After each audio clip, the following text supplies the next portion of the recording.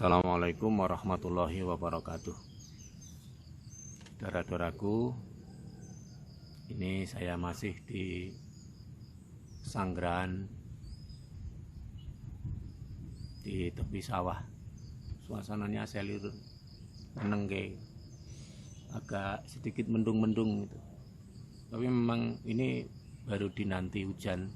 Mudah-mudahan juga nanti hujan, karena bapak-bapak petani, ibu-ibu petani, para petani nunggu air supaya nanti ada hujan sehingga tanamannya tetap bisa dipanen dengan baik nantinya gitu. Allahumma amin.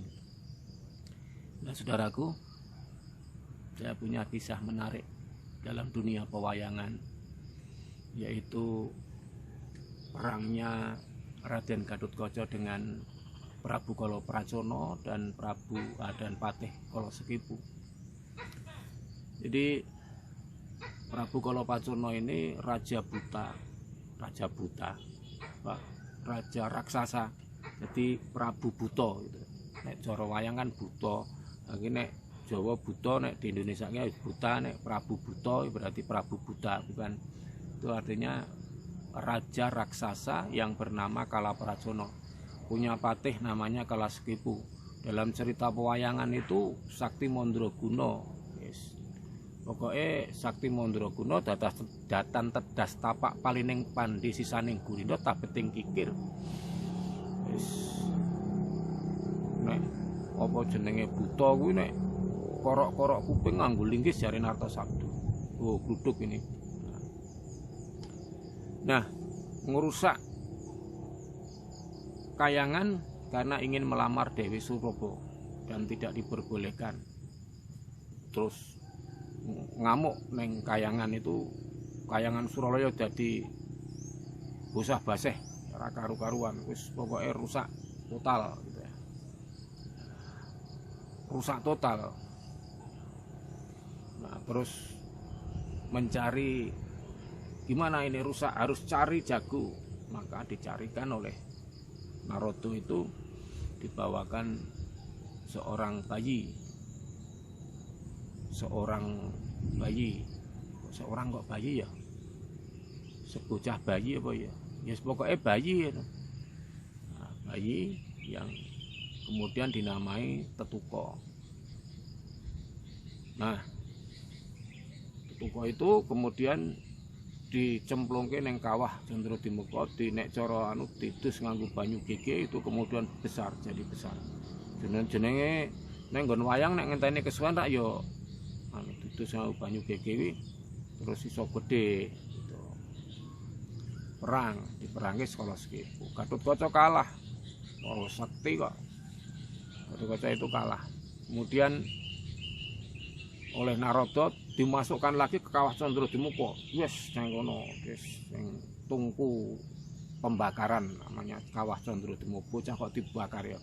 Mau dibakar nang kono, terus dimasuki segala macam senjata yang sakti-sakti itu, ada pulang geni, ada apa nek cara wayang, ada yes, banyak pusaka-pusaka lah sing sakti-sakti itu dimasukkan ke dalam kawah Candradimukha itu. Nah, kemudian muncul lagi Gatotkaca lebih perkosa sehingga terkenal dengan otot kawat balung besi, apa jenenge kulit gembreng. Kulitnya saiki nek mung seng we kalah, saiki kudune apa nganggo galpalum. Wah, kulitnya galpalum, tidak mudah ini dan awet, tidak mudah kena tayeng gitu ya. Nah, itu dunia pewayangan, biar sajalah dipikir mereka gitu. Nah, kemudian perang lagi, dues. Nah, pomo iki divisualisasikan aku nggo wayang wayang banget ngono. Ning gandeng aku ora duwe wayang ya tur ya nek aku gambar wayang iso apa wae iso aku. Nah, wis perang kayang banget, akhirnya apa? Kala Pracono, Kala Sekipu kalah. Yes. Karena apa? Karena Gatotkaca telah diberi kesaktian dengan dimasukkan senjata-senjata itu. Nah, kalau kalian, kita ingin menjadi seperti Gatotkaca yang sakti, yang kemudian bisa mengalahkan kemungkaran itu, ya kita harus siap untuk dibakar. Tuh. Dibakarnya di mana? Di bulan Ramadan dibakar. Maka Ibnul Qayyim mengatakan bahwa kenapa dinamakan bulan Ramadan? Karena di dalam bulan Ramadan itu seluruh dosa-dosa manusia digugurkan, dilepaskan dengan amalan-amalan soleh. Nah, kenapa Gatotkaca menang?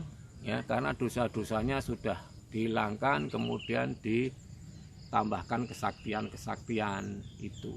Nah, kalau kita ingin sakti Mandraguna seperti itu, ya kita harus berani untuk dibakar, digugurkan semua dosa-dosa kita, kemudian dengan dimasukkan senjata-senjata itu. Nah, senjatanya apa? Senjata dalam bulan Ramadan agar kita menjadi saksi itu ya diantaranya amalan soleh.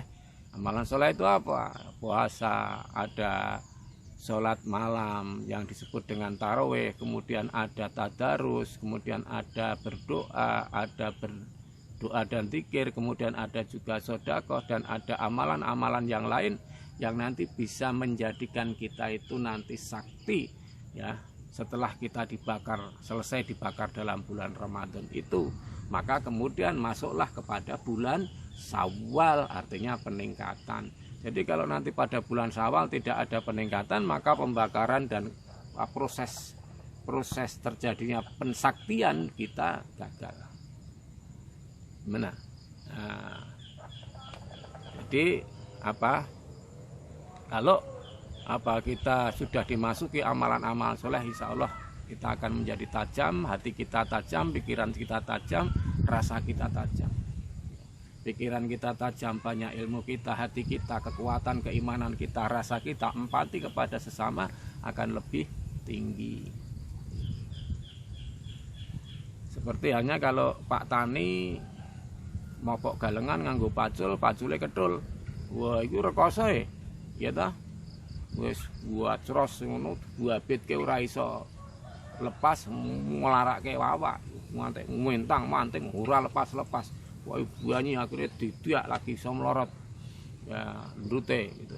Nah, itu supaya lebih ini bawa ke tukang pandai, kemudian dibakar, dititik, tek semua kotoran hilang, kemudian dikasih baja, ya. Baja itu kemudian bakar lagi terus supaya bajanya itu bisa merata dan menyatu dengan besi sehingga pacule tadi bisa jadi landep, ya toh. Kemudian itu macul penak, ceros, cepret, ceros, cepret, ceros, cepret. Wah, jan nyenengke pokoknya kalau segala sesuatunya itu baik, insya Allah itu nyenengke. Ibadah baik nyenengke. Nah, itu apa? Baja yang ada dalam pacul itu yang disebut dengan hidayah. Kalau kita dikasih hidayah oleh Allah dengan amalan soleh itu, insya Allah kita akan menjadi tajam. Hati kita tajam, rasa kita tajam, pikiran kita tajam. Sehingga insya Allah dalam hidup dan kehidupan dia akan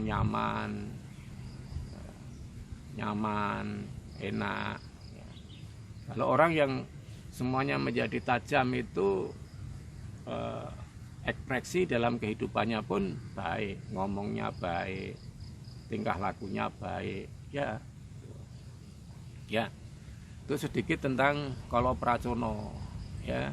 Nanti suatu saat juga saya ceritakan wayang lagi yang lain. Mudah-mudahan bermanfaat. Kurang lebihnya maaf. Assalamualaikum warahmatullahi wabarakatuh.